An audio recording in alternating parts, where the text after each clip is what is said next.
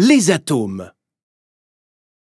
Ils font partie des plus petites particules de l'univers, mais ils sont très cool à étudier. D'où vient cette notion d'atome? L'idée atomique est née sur les bords de la mer Égée. Le philosophe grec Démocrite a eu une idée simple.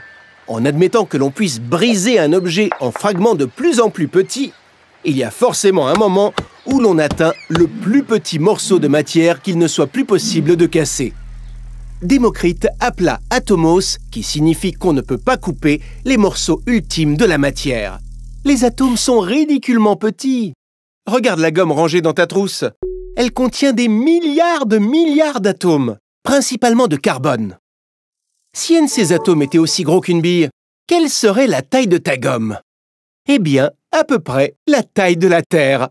Plutôt dingue, non? De quoi est fait un atome? Imaginons un instant qu'un atome ressemble à ça. Un atome est composé de 3 particules élémentaires.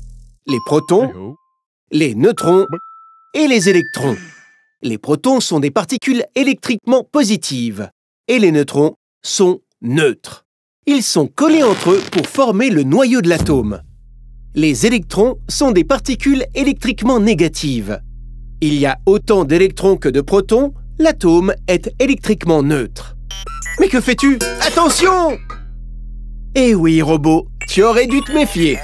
Ils sont en orbite autour du noyau à une vitesse de 2200 km par seconde. Ce qui veut dire qu'un électron fait un aller-retour Lille-Marseille en moins d'1 seconde. Entre les électrons et le noyau, il y a du vide. En fait, 99,9999999999999% de vide.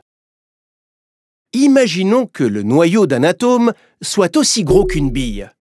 Si on mettait cette bille au milieu du Stade de France, les électrons seraient des poussières situées dans les gradins.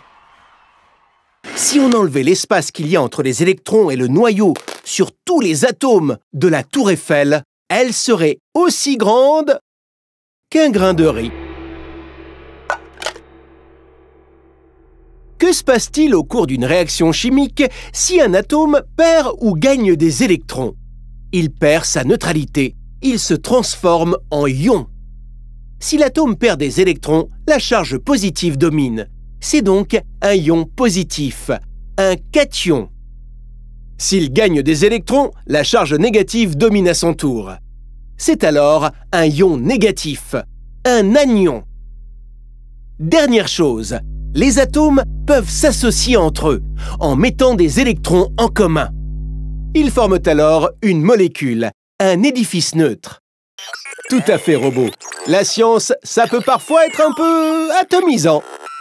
Et encore, nous n'avons même pas abordé la notion de quark, de gluon ou de mécanique quantique qui sont encore plus étranges.